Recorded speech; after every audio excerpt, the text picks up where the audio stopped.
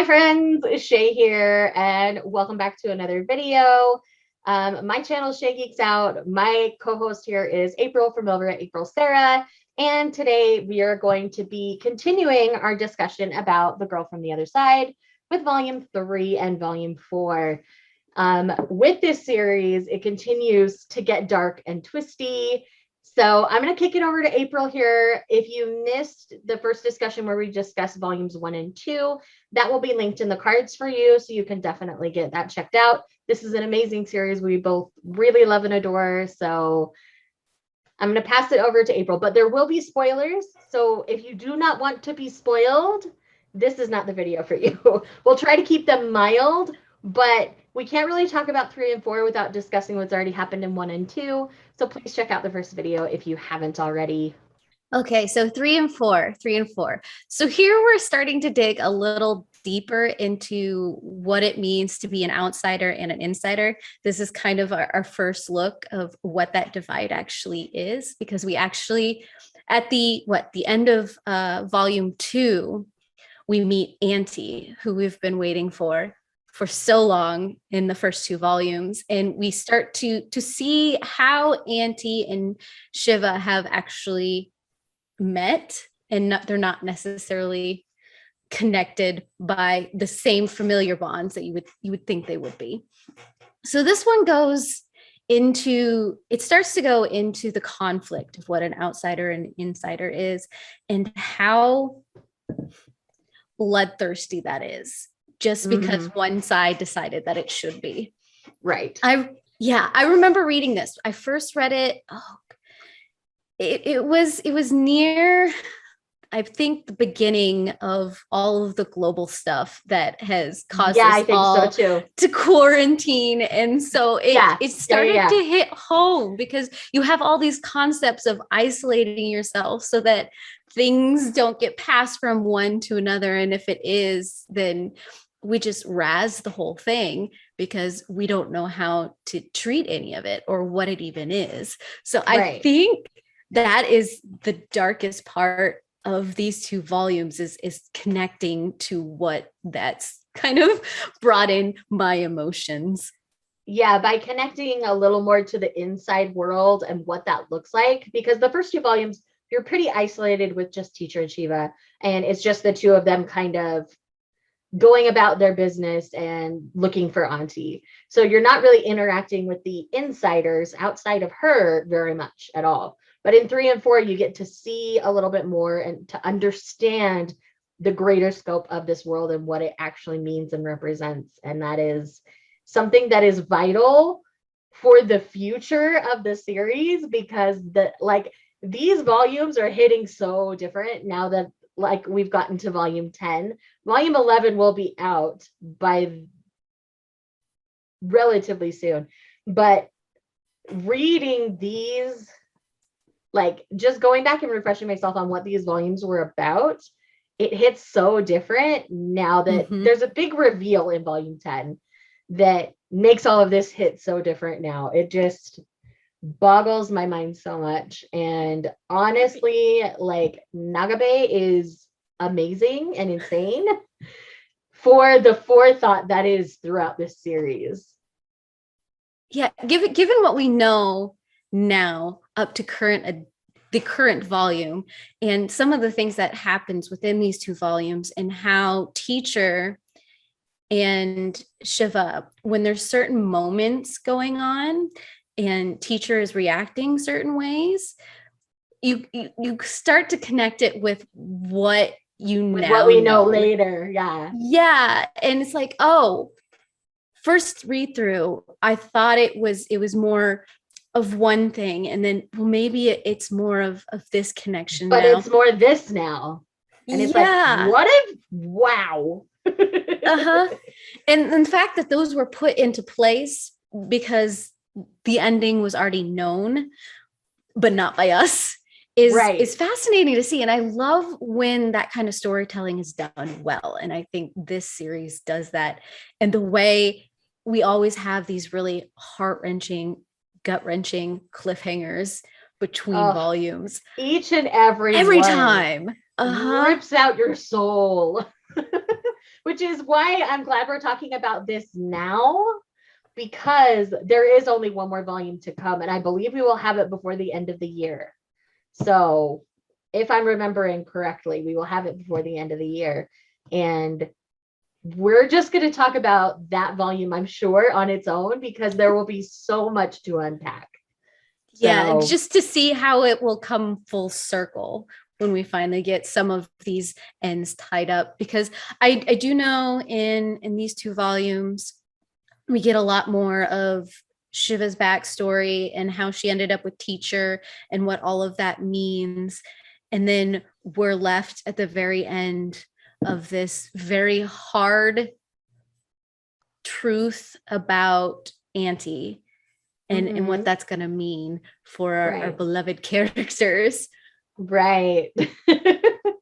And each time I look at the art and go back into the story at all, I'm always so profoundly like moved by the difference in the art style, because it's not often that we see this more sketchbook kind of a feel in manga. And that is part of what makes this story stand out just by looking at it on a shelf, let alone the detail that has gone into this story and into each panel and each one. The differences, like even in the pages on the side, there's some light and some dark, and there's a reason for that. And I didn't catch that on a first read through at all, but now that I know what I know, like it hits me differently. And it's just amazing, like the scope of the series, and it still has all of this dark, grim fairy tale feel to it. And even knowing what I know now, it still has that dark and tragic fairy tale feel, and it has that mystery, slight thriller vibe to it. And early on, it doesn't make quite as much sense as it does now, but it still has that spooky, atmospheric undertone where you're just in the dark, dark woods and just wrapped up in that like cozy fairy tale feel, but you know bad things are going to happen. And like I say, this is very unique for the kind of manga that I tend to enjoy. I tend to not like them when they get too dark and too twisty, but this series like is a cut above the rest to stand out to me and to be digestible to me. It's not like graphically gory, but it is dark and twisty and horrific at times. Like there were times where I would have to put down volumes and just be like, oh my goodness, what just happened? Yeah, more it so has in the later moodiness. volumes. It has that moody, dark, Halloween-y almost kind of feel to it. And I love that about it. I think without that atmospheric art and the atmospheric feel to it, it wouldn't be nearly as powerful of a story as it is. Yeah, and I like how the covers like continue that theme, even though they add color to it. It's selective and it's muted, so you get that feel throughout all of these volumes, and it does it for a reason. It harkens back to, for me, it feels like those block prints in some of like the Grimm fairy tales and the Andersen fairy tales. And I think because of the nature of this storytelling and how it's kind of playing off of that. Like, especially this one in particular has that vibe where it just has the little bit of the gold and the little bit of gold in her candle. And then the light around him from the lamp on the thing here. It just has that fairy tale moment caught kind of a feel to it. And, you know, this stark white little girl walking away with this dark creature in his cloak, like it just gives you all of those fairy tale vibes just by looking at it, let alone reading it. Yeah, it's definitely using that darker nature with that added innocence to say something about human nature. Oh yeah. And that this whole series, how it's playing with what it means to be human. And I always like stories like that don't smack you in the face with what they're trying to say. Where they're approaching humanity in a way that's palatable, but you can totally see how some outside influence doesn't view humanity the same way you do. Um, we talk about him quite a bit, April and I, but Brandon Sanderson has a way of doing this as well in his writing. And so finding a series like this just spoke to my soul, because the second I found like Sanderson novels, like it did things for me. April found Sanderson later, but then I did. But I had a husband throw it on me. So when I got into manga and I started seeing these covers, I'm like, those kind of feel like Beauty and the Beast fairy tale-y by looking at them. I'm like, I am curious. I must know. And I picked it up. I'm like, wow, this is so different than anything else I've picked up. And I just kept going and kept going. And now I'm fully invested in tell everybody and their dog to read it. Like I have gotten the manga guys at my local Barnes and Noble to read the series because I don't stop talking about it. And every time a new volume's out, they'll call me up. They'll be like, Shayla, it's here. Come get it.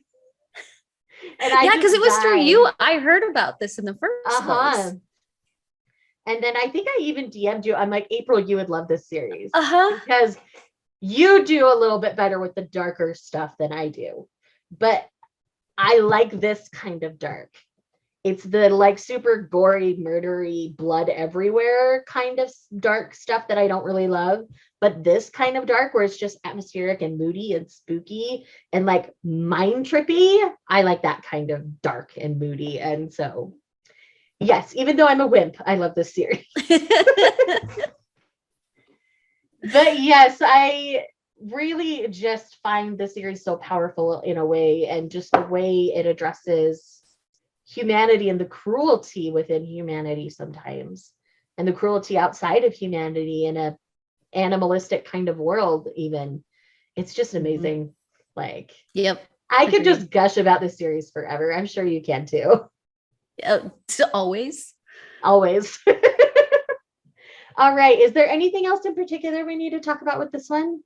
I don't think so. I think we covered everything without spoiling anything too big.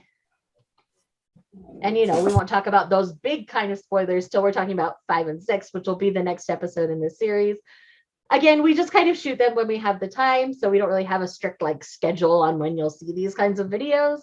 But either way, thank you guys so much for checking out this video. Make sure you check the cards to see the previous episode if you've missed it, if you're still here.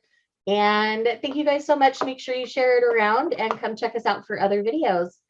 That's it for That's Comical today, and I will see you in the next one. Bye.